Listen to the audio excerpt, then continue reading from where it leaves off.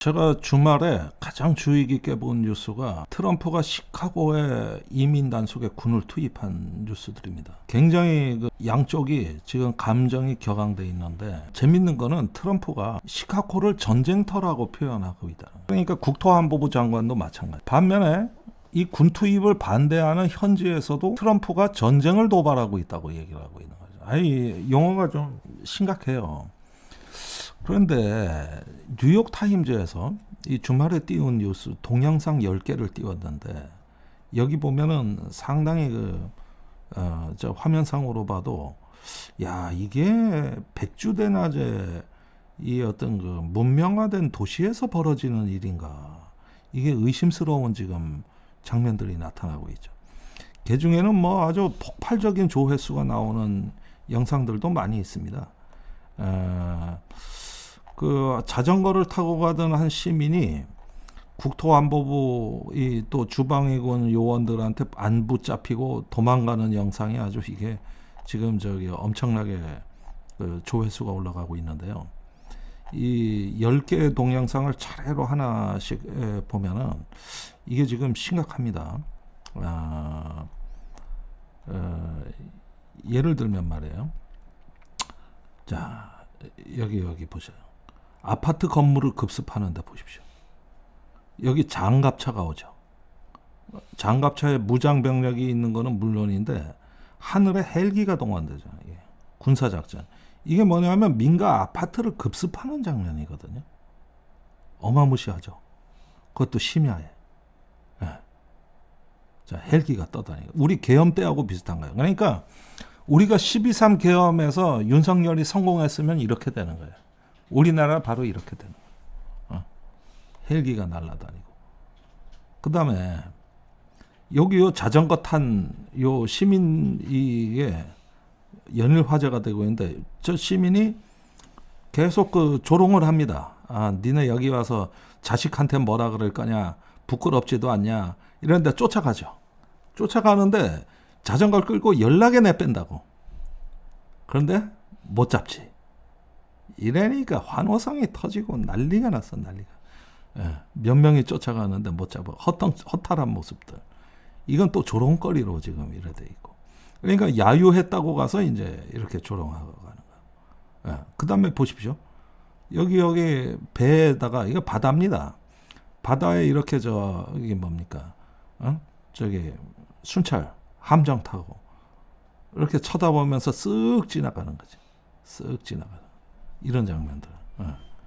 이 지도상으로 한번 보면은 요게 지금 시카고시의 항공지도인데 지금 여기 단속이 벌어지고 있는 쪽 상황이 저 사건이 벌어진 데가 보면 이 9월부터 해가지고 시카고 오헤이 국제공항 여기 그 밑에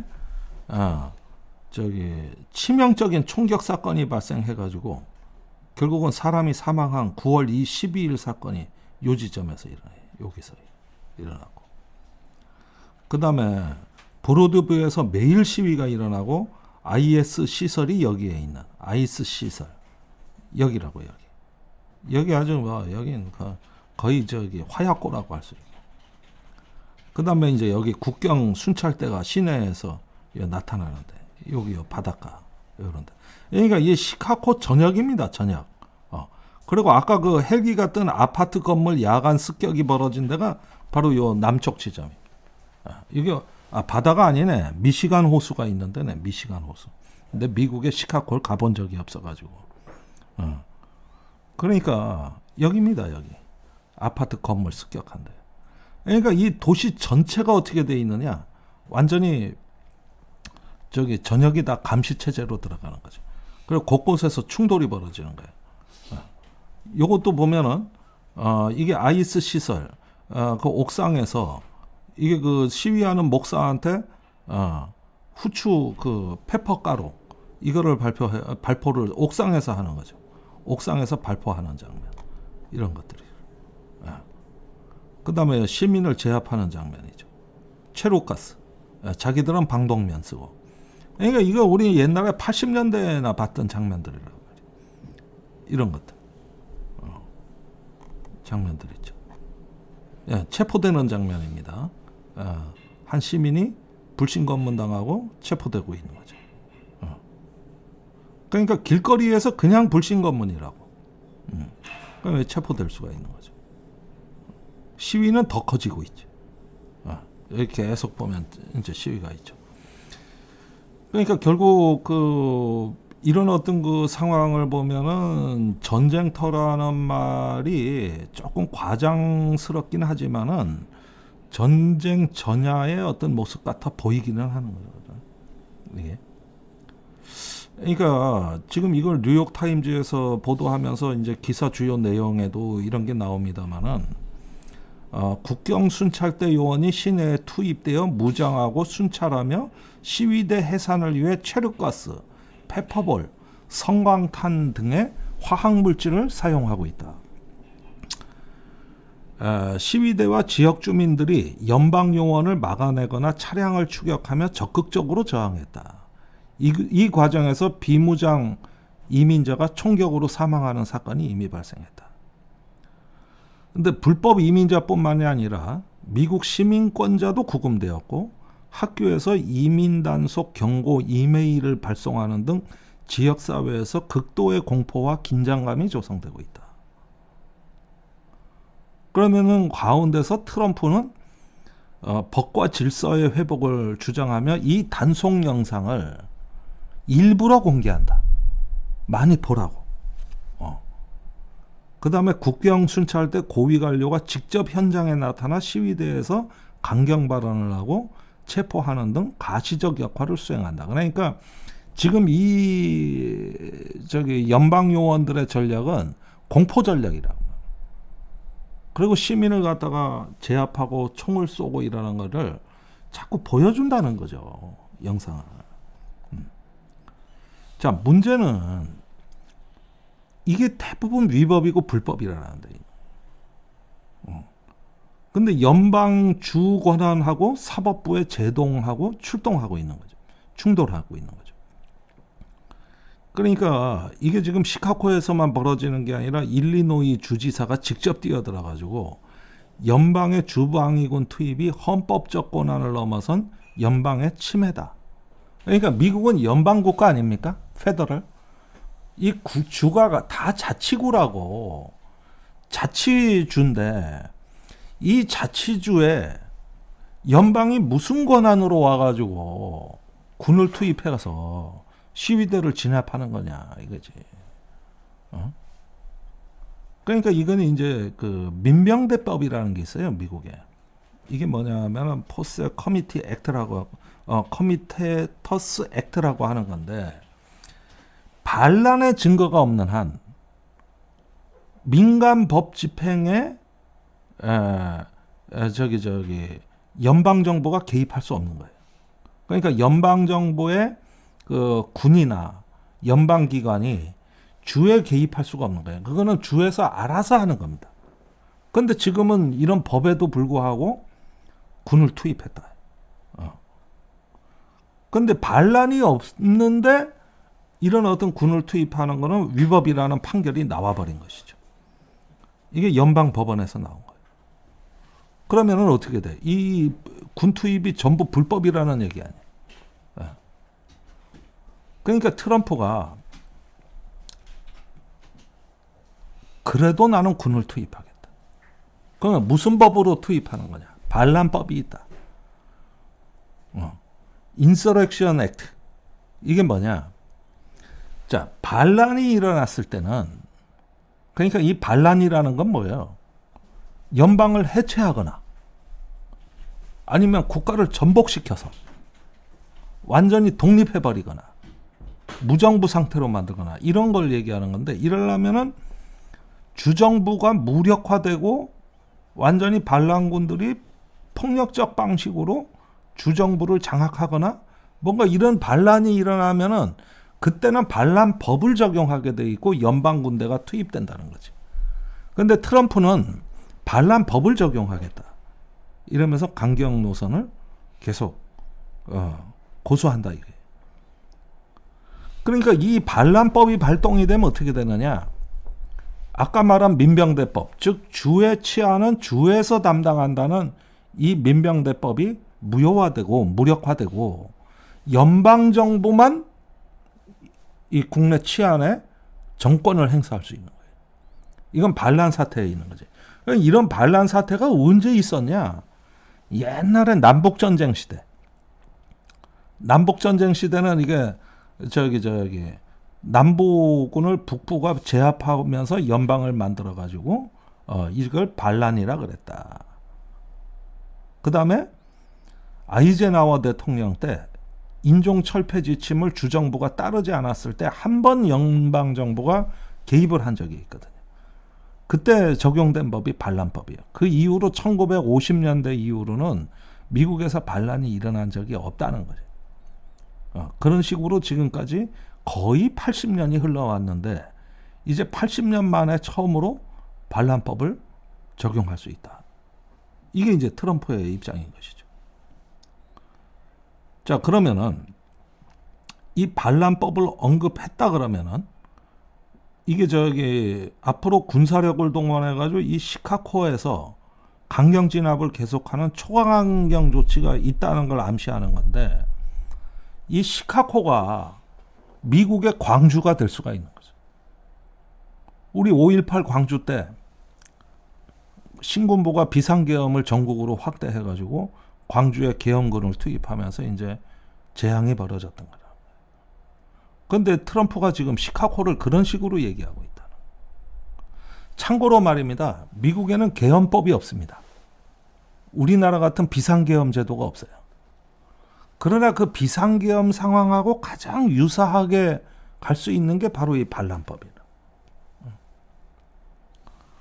결국은 이번 이 시카고 사태가 이제 이민 문제, 그 다음에 국경 안보 이슈, 이거를 어떤 국내 통치로 연결하는 새로운 법과 질서의 출현. 그러니까 우파 독재로 미국이 가느냐 마느냐의 가늠자가 되는 거죠. 그러니까 최근에 그 내전을 연구한 예컨대 바버라 월터, 그 내전은 어떻게 일어나는가. 이 저자는 10년 이내에 미국이 앞으로 우파 독재 국가가 될 가능성도 있다고 경고를 하고 있단 말이에요. 그런데 연방의 그 주의 자치 권한을 갖다가 제약하는 어떤 반란법이 시행이 된다는 것은 이건 사실상 비상계엄에 선포하고 거의 유사한 수준이 되는 겁니다. 그러니까 굉장히 이게 심각한 상황인데 이런 말을 거침없이 한다. 그러니까 이민 단속이라는 행정적 기능을 군사적 수단으로 수행하고 연방정부가 주정부의 주권을 무시하면서 이제 반란법을 적용하게 되면 어떤 현상이 되느냐. 미국에서 새로운 정부가 탄생하는 거예요. 강력한 정부, 행정 통치에 새로운 어떤 그 제왕적 정부가 탄생을 하는 거죠. 그래서 대통령의 헌법적 권한이 남용되고 법 집행의 군사화라는 비판을 낳고 있다. 그러면서 시위대에 대한 화학물질 사용, 이거 한국 현장에서는 시위 현장에서 사라진 거거든요. 그 다음에 무차별적 단속이 언론의 자유와 집회의 자유 등 시민의 기본권을 침해하는 결과를 낳고 있다. 이는 자유민주주의의 근간을 위협하는 요소로 작용할 것이다. 세 번째는 연방 법원이 무력화되는 건데 법원이 대통령의 군 동원 명령에 제동을 걸고 나서기는 했어요. 그러면서 행정부 견제라는 사법부 역할을 나름대로 보여주기는 했어. 그러나 트럼프 행정부가 소송을 통해 가지고 이걸 갖다가 맞대응하고 나서는 미국 내에서 헌법적 갈등을 심화시키는 결과, 이렇게 되면서 사법부가 무력화된다. 그런데 사법부가 또 희한한 게 미국의 대법원이 툭하면은 트럼프한테 유리한 판결을 해주면서 1, 2심 판결을 뒤집는가 하면은 1, 2심 판결이 재판이 진행되는 걸 멈추게 하고 2심 판결이 안 나왔는데 대법원이 먼저 판결을 해버리는.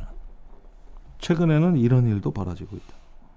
그러니까 사법부까지도 지금은 제동을 걸고 있지만은 이게 언제까지 버틸지 알 수가 없다는 거예요. 그러면 만약에 이게 흔들리면 어떻게 되는 거냐? 이게 진짜 위험한 순간이 오는 거죠. 진짜 위험한 순간이 오는 거죠. 자, 이렇게 되면은 도대체 미국이 어떤 국가가 되려고 그러는 거냐? 이렇게 해서 미국이 가져고 하는 어떤 그 국가의 어떤 그 정부의 미래가 뭐냐, 이게. 우선적으로 거론되고 있는 게 뭐냐면은 트럼프의 다음 선거의 연임 여부인데, 이게 미국 헌법은 한 명이 대통령을 2번 이상 못하게 돼 있거든요. 근데 옛날에 왜 2차 대전 때 루즈벨트 대통령은 4번을 했잖아요. 그런데 요즘 이런 얘기가 나오는 거예요. 루즈벨트 대통령이 대공황으로부터 탈출하고 미국을 다시 부흥시킨 거는 뉴딜 정책이다. 근데 만약에 루즈벨트가 장기 집권을 안 했더라면 그 뉴딜이 가능했겠냐? 하나의 어떤 사회혁명이라는 것은 10년 이상 집권해야 효과를 내는 거다. 그러니까 트럼프가 8년 하는 것 갖고는 모자란다 이거지. 최소한 12년은 해야 자기들의 이 마가 혁명, 메이크 아메리카 그레이트 어게인 혁명이 완결된다. 이 얘기를 자꾸 하는 거예요. 이 얘기를. 그러면 헌법이 있는데 어떡하자는 얘기냐. 비상조치를 선포하는 거예요. 비상조치를 선포해서. 그래서 2028년에 또 한다. 선거를. 트럼프가 또 출마한다. 뭐 이런 시나리오까지 나오고 있다니까 지금. 그러면 이제 드디어 우파 독재 체제가 완성이 되는 거죠. 트럼프 올해 나이가 몇 살이에요? 79이에요. 내년에 80이야. 근데 최근에 건강검진 기록을 공개했잖아요. 심장이 65세 심장이래요. 폐, 혈관 모든 게 좋다. 근데 그런 이야기를 왜 하겠습니까? 나 대통령 한 번 더 할 수 있어. 아니 벌써부터 그 얘기는. 벌써부터. 아니, 참 무서운 얘기죠. 그러니까 이런 어떤 그 상황에서 지금 저항의 목소리가 계속 나오고 있지만은 이게 지금 먹혀들지를 않는 거예요. 자, 그러니까 지금 미국 민주당이 워낙 지금 죽쓰고 지금 지지율도 낮고 그래가지고 희망이 없어 보이는데 뜻밖에도 말이에요. 이런 트럼프에 맞서는 주지사들이 갑자기 정치적으로 뜨는 거야 또. 대표적으로 이번에 일리노이 주지사 제이비 프리츠커. 터무니없고 비미국적인 일이라 그러면서 계속 비난을 하고 있죠, 트럼프를. 저번에 그 캘리포니아 주지사도 그러더만. 그러면서 또 이런 어떤 트럼프를 묵과할 수 없다 그러면서 연방법원 판사가 또 제동을 걸고 나섰다. 이것도 이제 이머거트 연방지법 판사라고 돼 있어요. 이 사람이 뭐라 그랬냐? 소규모 시위가 연방군대 투입을 정당화하지는 못한다. 이 나라는 개헌법이 아니라 헌법이 적용되는 것이다. 이런 어떤 이야기를 하면서 또 상당히 지금 각광을 받고 있는 것이죠. 그 다음에 포틀랜드 주방위군에 부관이 있어요. 주방위군 총사령관의 부관이 오리건주 청문회에 나와가지고 소신 발언을 했는데 군의 목표는 시민은 우리가 지킨다로 명확하다. 군인의 제1 임무가 지역 주민 보호다. 그래서 헌법 수호와 전문성, 명예를 갖고 합법적인 명령만을 나는 실행하겠다. 이렇게 선언을 해버렸죠. 근데 이 오리건주 청문회에서 이 준장의 발언이 언론에 크게 대서특필이 안 되는데 SNS를 통해 가지고 확 퍼져나가면서 이 사람이 영웅이 된 거예요. 그래서 우리가 기다려온 용기다. 한 사람이 아닌 헌법에 헌신하는 진실성이다. 이렇게 되면서 수천만 건의 좋아요가 눌러졌다. 이런 식으로 해가지고 사실은 트럼프에 맞서는 세력이 곳곳에서 레지스탕스가 나온 거예요. 레지스탕스가. 그러나 자, 아직까지는 저는 트럼프가 우세하다고 봐요. 이 트럼프의 주특기라고 할 수 있는 정치적 갈라치기. 그러면서 시카고가 급진 좌파들이 운영하는 안전하지 않은 도시다. 전쟁터다. 이러면서 갈라치기 성격. 이건 먹혀든다는 거예요. 그 다음에 대통령 권한이 무한한 확장이 되고 있다. 이제 우파 독재로 가는데 여기에 브레이크가 안 걸린다는 거예요. 초법적인 관세 부과 이것도 불법이고, 취업비자, 수수료 폭탄 인상 이것도 불법이고, 대통령 권한은 한계가 없다. 법정 싸움 할 테면 해보자. 그 다음에 세 번째가 중요한 건데 내부의 적을 규정한다는 겁니다. 그 얼마 전에 미군 장성 800명 모아놓고 미국은 내부에서 침략받고 있다. 그래서 반대 세력을 내부의 적이라 그랬다. 그러면서 도시들을 군대의 훈련장으로 써야 한다는, 이건 거의 망언이죠, 망언. 그러면서 이런 어떤 그 내부의 적은 군대가 상대해야 된다. 이 윤석열이 계엄 선포할 때 말하고 비슷한 거예요. 아니, 섬뜩한 거지. 이런 식으로 하니까 소위 말하는 좌파 척결, 윤석열식으로 얘기하자면 반국가 세력을 일거에 척결한다는 내란이라는 도박까지 감행할 것이라는 우려가 제기되고 있다. 그러니까 이렇게 저항하는 가운데서도 트럼프의 망상과 그 분노와 망상이 어떻게 보면 도박으로 이어지는, 이렇게 되면 내전이 되는 거거든요. 그럴 때 미국 국민들이 선택을 하셔야 돼요. 이제는 미국 국민이 선택해야 된다. 이 내전 멈출 거냐? 계속할 거냐? 그러니까 설마 하던 일이 조금씩 현실이 되고 있어요. 설마 하던 일이. 그러니까 결국은 이랬을 때 미국 국민들의 선택이 가장 중요하고, 그 다음에 이런 어떤 미국 국민들의 선택, 헌법에 의한 어떤 그 국민들의 어떤 다수의 여론이 형성되면은 군은 트럼프 명령을 거부할 가능성이 있어요. 그럴 가능성이 분명히 있는 겁니다. 사실 우리는 그거를 작년 12월 3일 비상계엄에서 이미 보여준 나라입니다. 그러니까 이게 미국 민주주의가 지금 거의 결정적 시험대로 가고 있는 거예요. 이때 트럼프가 계속 밀어붙이고 이기면은 우파 독재 국가가 탄생하고 트럼프 3선 여기까지도 이제는 저는 가시권에 들어온다고 봐요. 분명히 그렇게 할 거다. 총통 시대가 열린다네. 총통 시대가. 그러니까 여기에서 이제는 내란으로 집어들었냐 안 집어들었냐 이렇게 결론을 내리는 것보다도 미국 국민들이 무엇을 선택할 거냐, 민주주의를 선택할 거냐 말 거냐. 그 다음에 미국 국민들이라고 제가 모호하게 얘기했지만은 사실은 미국의 기독교, 복음주의자들, 이 사람들은 이미 민주주의를 포기하고 신정국가를 수립하겠다고 하고 있습니다. 신정국가, 기독교 국가를 수립하겠다고 하고 있어요. 그러니까 이렇게까지 가는 어떤 새로운 어떤 사이비 종교의 시대, 그러면서 이제 미국 국민들이 분열되고 있을 때, 이랬을 때 내년에 이제 중간 선거 같은 데서 미국 국민들이 어떤 뜻을 보여주느냐, 앞으로 1년이 가장 중요하다고 저는 보여집니다. 이게 내전이냐 아니면 다시 평화냐, 이런 부분을 결정할 수 있는 중요한 순간이라고 볼 수 있겠습니다.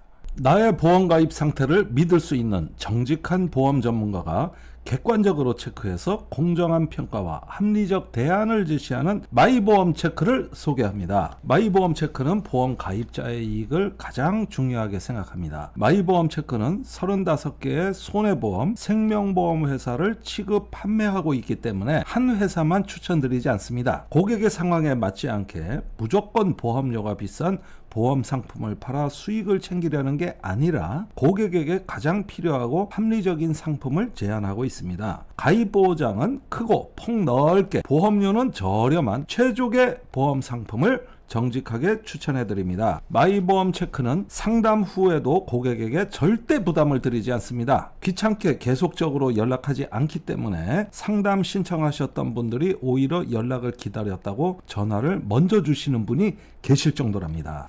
부담 없이 마이보험 체크에 연락하셔서 무료로 상담받으시고 합리적인 보험 설계도 받아보시기 바랍니다. 연락처는 홈페이지 한글로 마이보험체크.com, 카카오톡에서 마이보험 체크를 채널 추가 또는 대표 전화 1800-7917 상담 신청하실 때 꼭 김종대 TV 보고 신청했다고 남겨주시기 바랍니다. 그리고 마이보험 체크를 사칭하시는 회사 많다고 합니다. 심지어 마이보험 체크 맞나요? 물어보시면 맞다 하고 가짜 답변도 한다고 합니다. 마이보험 체크 여기 주황색 손마크 꼭 확인하시고 1800-7917 대표 번호가 맞는지 확인하시길 바랍니다. 맞춤형 보험 3당 마이보험 체크.